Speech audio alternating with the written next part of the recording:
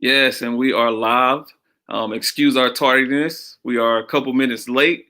However, we are here better late than never. This is Work-Based Webinar Wednesday by Rowan Salisbury School CTE. My name is Dominique Bates. I am the Associate CTE Director of Work-Based Learning and Community Partnerships. And I have a special guest with me. She's been on here before. Get used to seeing her face. She's got a lot of knowledge. She's always dropping a lot of gems for us. So Dr. Holly Pore, she's our CTE director for Rowan Salisbury School. She's here with us today. We're just gonna give a few people some time to get into the webinar and start viewing. If you are viewing, I ask that you guys share this video to your timelines and just advertise a little bit for us, because everybody will need some of this good information today. So how you doing today, Dr. Pore? How's it going? You know, I'm doing well. I'm sitting outside and the sun is greeting me on today. It's a little breezy, but I'll take it over the rain that we had on yesterday in Rowan County. So very happy to be here. And good morning to everyone. Yes. Well, you look nice this morning. You've cleaned up quite nice. And so you as well. Thank you. Thank you. All right, guys. So how we're going to start off today is a little bit different than what we usually do. We're going to start with a video that talks about professionalism. This is from the Skills That Pay Bills series that was released a couple of years ago. But just bear with us. This is my first time ever showing a video. So just bear with us. And here goes.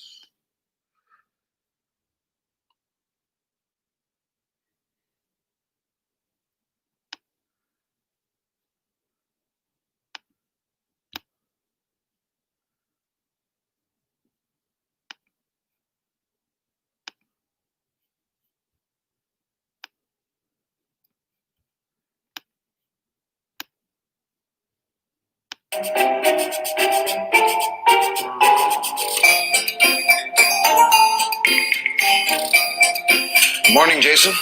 Good morning, Ramon. You're late, Jason. I know, Ramon. Second time this week, Jason. I know, Ramon. What are you going to do about it, Jason? Okay, I know, I get it. You better get it. We got a thing around here called professionalism. Professionalism means getting to work on time. Okay, I know, I get it. You better get it. All right, we got a truck to unload. Let's go. Tuck in that shirt, Taylor, right? Ready for a lunch break? Sure. Not bad, not bad. You done? Yeah, I'm done. Straighten up those shelves just like you told me to. Why didn't you straighten up those other shelves while you were at it? You didn't tell me to do that. So you just do only what I tell you to? You don't have any initiative of your own? You know, we got a little thing around here called professionalism. Yeah. And professionalism means if you see something that needs to be done, you do it without anybody telling you.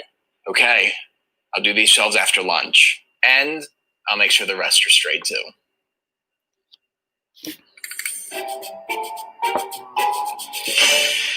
Worked me hard today, Ramon. Yeah, well, you did a good job. Hard work is good for you.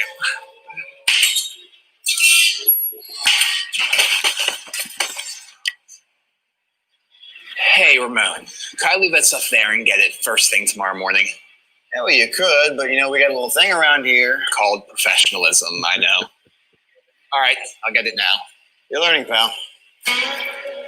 Every job demands professionalism. Professionalism means conducting yourself with responsibility, integrity, accountability, and excellence. It means communicating effectively and finding ways to be productive. Every employer expects you to conduct yourself in a professional manner. If you do that, you'll be a highly prized employee. To find out more, just log on to the website.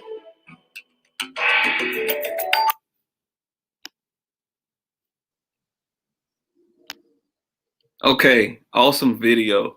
And while we were watching this video, I was taking notes. And so that's something that I always like to throw out there. It's always good to take notes because you can always learn something. A rule that we always go by in my household is look, listen, and learn. Okay, if you're looking, when somebody's talking, if you're looking at them, They know that you're listening, and if you're listening, then you're probably going to learn something. And so what I learned from that video is that professionalism just requires you to be responsible, and it exudes excellence. So if you're being responsible and you are taking accountability for your responsibilities, then the outcome is success or excellence. So what did you get from that video, Dr. Pore? It kind of leads into what we're going to talk about today, but I'm going to let you go ahead and get into it. It absolutely was a great introduction to the conversation that we will have with our audience on today. And really what I got from the video is um, to always be ready and prepared to present your best self. And how we do that are many different ways, but mostly just being on time, using your time wisely, making sure that your communication is appropriate for the audience that you're in front of. So there were lots of points in the video that I think really spoke to your words of just presenting your excellent self, or being about a spirit of excellence. And so that just really ushers us into the conversation that we have for today.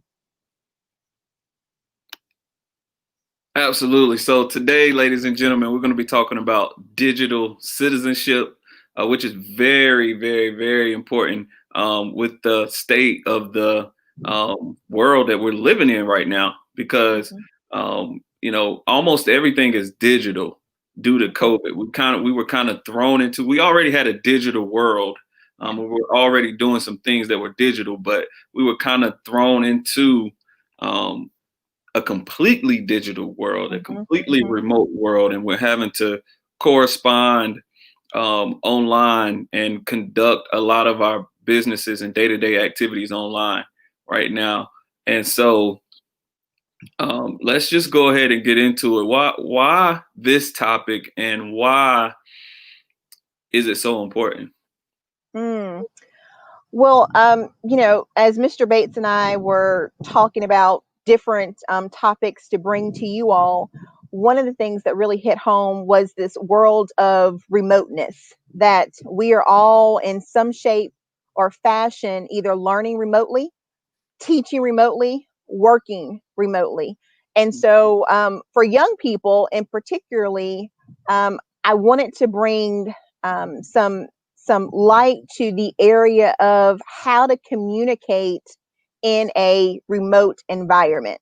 And not that our young people aren't used to communicating over distance, with the various platforms that they have with Instagram and Snapchat and Twitter and texting and all of that. I understand that young people are familiar with communicating over distance, but I think there is a difference when you're communicating in a professional setting, and how you need to display etiquette towards the audience in which you are communicating with.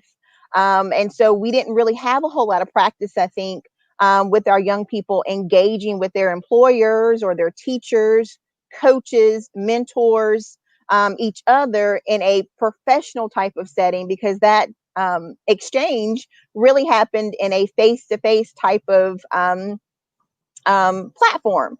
And so, like you said, Dominique, COVID just kind of forced everyone to be more digital. And I think there's value to really talk to our young people about how to bring a sense of etiquette to their digital conversations when they're talking to various groups of people. So that really was the base of how we got to today's topic, and why we wanted to bring this particular conversation forward. And so really, when I think about etiquette, I wanted to first define that. So what is it to have etiquette? What does etiquette mean?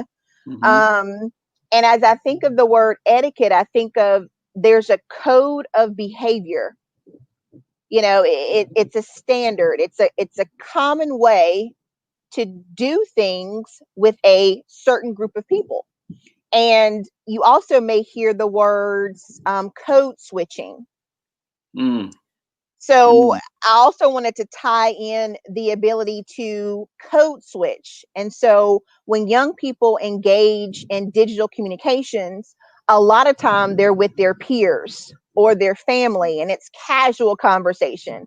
It's friendly conversation. And so then how do you code switch that etiquette to be able to have a digital conversation with the teacher, to be able to have a digital conversation with an employer? I know we have some virtual interns who may not be physically going out to their job sites, but may be exchanging with their employer, remotely. And so how are you able to then code switch what you're very used to doing to be able to speak to the target audience in which you're conversing with? And so that's what we're going to talk to our audience on today about. Okay, so let's just stay on code switching, Okay. because there is just a certain way that you need to address certain people. And I hear what you say by code switching, and I really want our viewers, especially our young viewers, Mhm. to understand what you mean by code switching. Mhm. And so, how do we code switch? What do we need to do? Really that is a taught concept. If you're not taught to code switch and the importance to code switch, then you just don't know. And so you don't know how to have conversations and how to present yourself. Going back to the video, how to present yourself in certain arenas if no one talks to you about the importance of code switching. And so in my experience, I think code switching a lot of times is taught in certain classes. When you talk about socioeconomics, you have certain um, um, pools of experience that teach you about code switching. Hmm. And not everyone has access to that information.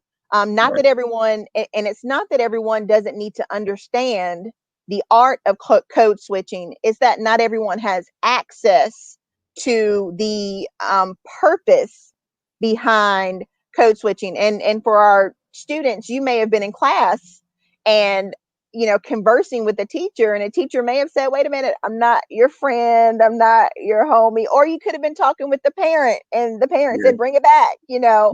remember who you're speaking to, remember who you're talking with. And so that ability to switch codes or switch etiquettes is important when we talk about our efforts to communicate. Yeah. So digitally, our students would be communicating via email, text Yes. message, right? That kind of thing. And so, can you speak to the kind of language that they need to be using when they're communicating through via text and email? Yes. And I'll speak to the two. Typically, a text message isn't a professional means of communication.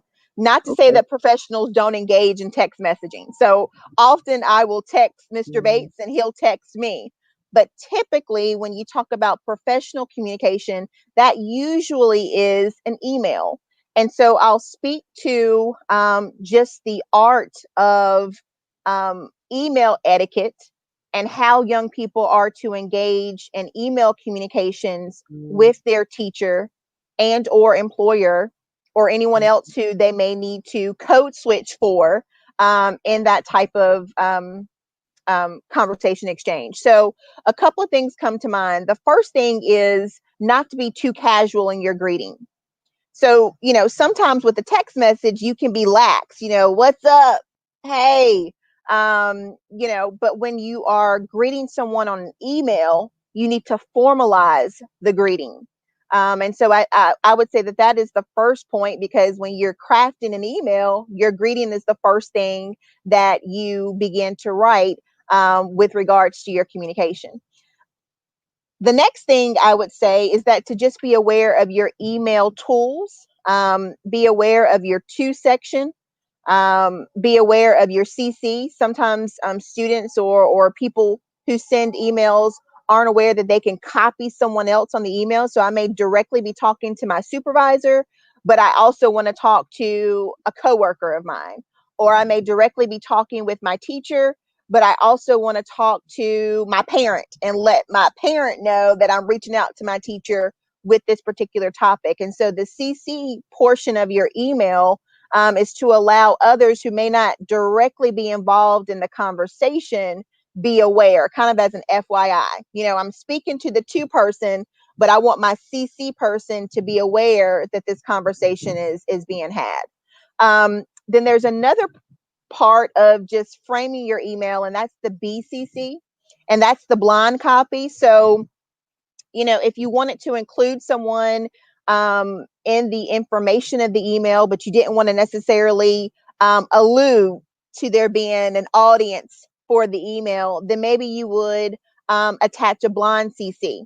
And that's just, you know, for various reasons, people do that. Just again, as an FYI, or just to kind of have record of a conversation. Maybe if it's a critical conversation or more of a constructive conversation, and it's between two people, you may want to include a BCC because you want someone else just to be mindful of the conversation that's being taken place. And then the last part of crafting the email is the subject line. You always want to give a subject line because you want the reader to be able to prioritize, because I know me, Mr. Bates, you probably can attest to the same thing. Professionally, there's tons of emails that flood our inbox on a daily basis. Mm-hmm. And so a lot of times what I'll do, I don't always get to every email, you know, at the time that it's sent. And I don't always have time to check my email. But when I do, look to my email to review them, I do look at the subject line. I want to see, what is this person wanting to talk with me about? What is this person wanting to share with me? And then based off of that subject line, it helps me to kind of prioritize either how I respond, or when I respond, or when I check the email altogether. So those are some of the initial things when you're crafting an email. The next thing I would say is to avoid offensive comments. It's hard sometimes to read people's intentions digitally. You know, here you can see my facial expressions. You can see, you know, the framing of my words. You can see my disposition. But if I was having this same dialogue via email, you couldn't gauge all of that. You couldn't see my facial expressions. You couldn't see my body language. You couldn't see my disposition. And so what I may be sending as a comment free from offense, as the receiver, you may actually receive it with offense. And so sometimes you have to be careful with how you shape your email, and the words that you use in your email to help ensure that the recipient of your email receives the intention of what you were trying to communicate. And if you, hopefully there was no intention to be, you know, ill-mannered or to be angry or nasty, but you know, again, we're talking about professional conversations. And so there's ways to have communications of disagreement, communications of opposition, but to do it in a way that's not offensive to the recipient of who you're sending that communication to. Yes, absolutely. And one thing that I wanted to address, especially with our students, was just do not, and I'm just going to put it straight, do not use the same language that you would use over text. Don't use those acronyms, BRB, be right Yes. back, and talk to you later, and you know, whatever you LOL. would use, LOL. That's not for your professional conversation or correspondence with somebody in the professional arena. That's your personal. So there's a big difference between a personal conversation and a professional conversation. And also another thing that I wanted to address was using all caps. Sometimes when you use all caps, it seems like you're yelling at the person. Yes. Okay. And so Yes. be careful. Be careful about the caps that you use. Be careful about the way that you arrange your words, because it can definitely be taken out of context. Mm-hmm. And I really like what you said about the emails being taken out of context, because a lot of times they can't see you. They can't see that you're smiling while you're typing this email, so it can be taken the wrong way. Absolutely. And Um, to your point about text acronyms, mhm. make sure you're editing your communication. You know, those grammar checks, those misspelled words, not having a comma behind the greeting, you know, the spacing, just things that um, your recipient may start to form certain opinions about you, certain thoughts about you, because that's the only way that they're being exposed to you is through that email exchange. And so sometimes through that exposure, people will start to make assumptions or start to formulate, you know, opinions of you. And sometimes that communication will start to shape how they see you and what they think about you. So you always want to make sure, going back to what you said earlier, Mr. Bates, present your best self. And That's so right. presenting your best self is making sure that you're editing your messages, reading over your messages. So a lot of times when you're typing, you may be thinking a word, but then when you read it, you left the word out. And so and I've done that. I've done that way too often. I wish you Me could too. Plenty of almost times. retrieve, right. Almost retrieve the email before it goes live so that you Yeah. could catch those mistakes. But it's important to edit your messages to make sure that you don't have those gaps in words, or to make sure that your flow, your language, your punctuation, your spelling is appropriate for the audience, in which, remember, the email is a professional way to communicate. So you're wanting to make sure that that is appropriate for the audience that you're sending it to. And, you know, Mr. Bates said, don't all cap. All cap in email language means that you're yelling. So there's other ways to show emphasis. If you want to bold something, you can use the bold feature. If you want to put something in color, you know, if you want to highlight something. So there's ways to actually bring attention to a particular area of your communication without all capping um, that text that you're trying to communicate. So great, very good point, Mr. Bates. Very good. Yes, absolutely. And so we're talking about etiquette. We're talking about code switching. All of this applies to a student's or a person's digital footprint. Mm-hmm. Because nowadays, when you go to apply for a job, and I know that when we're looking at people, one of the things that we look at, let me see what kind of social media presence they have. Mm. Let me just Google this person and see, you know, what I can find online about this person. Let me Yes. see what pops up. And so, what do they need to do to protect Mm. that personal image? Because I don't think, you know, that digital footprint goes all the way back Mm-hmm. to Mm-hmm. anything that you put on the internet, it can be tracked. Yes. And I don't think a lot of people understand that. Yes. It can sometimes prohibit you from reaching some of your goals. Mm-hmm. I guess the golden rule stands out for me. Treat people the way you want to be treated. And so Mhm. you Mhm. have to be mindful and use wisdom about what you put out there on a digital footprint, whether it's your digital footprint or you're contributing to someone else's digital footprint. And so I would just say the golden rule of treating other people the way that you want to be treated. If you wouldn't want that type of information out on you, then don't post it about someone else. And to be cautious and aware that even when you hit the delete button, even when you think that it is erased digitally, there's still evidence out there. And so once it's public, once it's released, it's there. It's there to be tracked. It's there to be retrieved. It's there to present itself back to you, maybe even years later. You know, and so just be careful of the information that you exchange over any type of digital platform, you know, be it text message, email, Snapchat, Twitter, Facebook. I know Facebook isn't really popular around among our young people, but whatever that platform is, be careful of what you choose to put out there and what you choose to post and what pictures and videos you choose to share, because once it's out there, it's released to the public, and and it's there.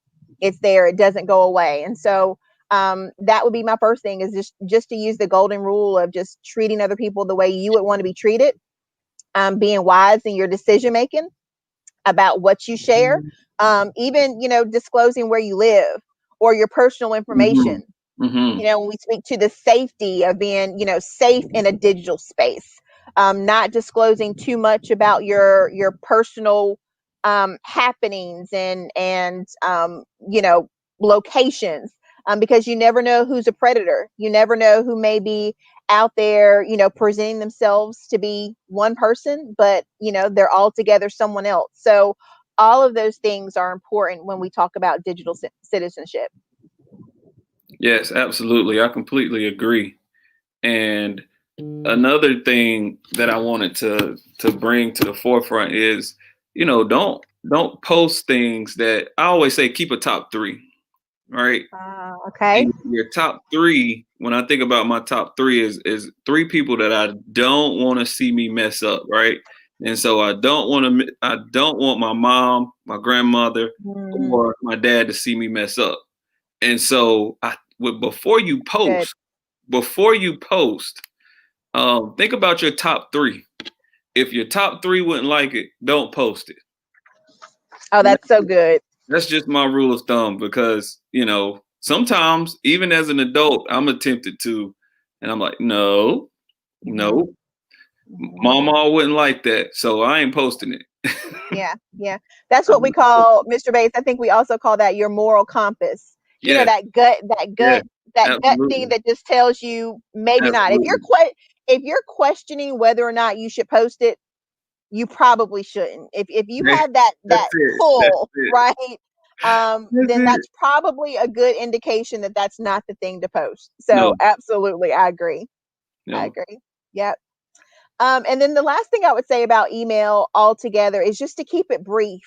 No one wants to, and I'm guilty. Sometimes I have written I've written novels on emails, and it's just because I'm trying to provide as much detail for the recipient as I possibly can. But if at all possible, follow up with the phone call.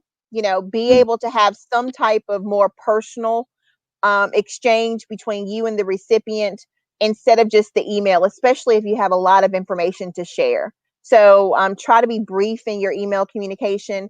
Always try to follow up that email with a phone call or, a digital Zoom meeting or Microsoft Teams or whatever that platform may be, if it can't be face to face, especially now in the midst of our pandemic. But keep it brief and always have your follow ups.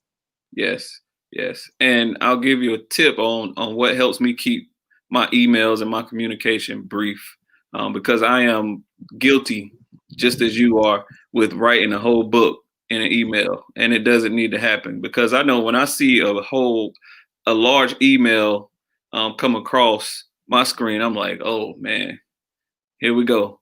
But if you use bullet points and get straight to the point on some things, just list out the points that you're trying to make, I think that's very helpful as well. It's helpful for you to organize your thoughts. It's helpful for the recipient of your email to just understand what you're saying. It just gives them the brief details, like you said, brief. And so I think our audience should be full of information, full of knowledge, full of gems.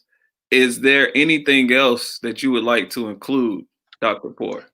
Well, I think just some, when we talk about digital citizenship, just some tips on how to use technology appropriately. So we spoke to the etiquette, just what to do with regards to your digital behavior, especially in a professional setting, and the do's and don'ts to that effort to be appropriate with that particular target audience. So I think the digital citizenship component is how to use technology appropriately. And so some of the things that I want to kind of share in these final thoughts with our audience is, your usernames and your passwords. I'm not sure, I know a lot of times our young people share and, they have a best friend or they have that boyfriend or that girlfriend, whatever the case may be. and they share their usernames and their passwords. And so I want to just remind our young people not to do that, and to change the password, every so often. Update your passwords, just because there's so many people out there. And now that there's so much traffic digitally, you have those hackers who are just in the game, and their business has probably, plummeted, because, there's so much digital traffic. And so you just want to be mindful that you're not sharing your usernames, you're not sharing your passwords, and that occasionally you update that information. So that's one tip. The second tip would be, when you're on the job or in the classroom or at whatever event, not to always have that cell phone out.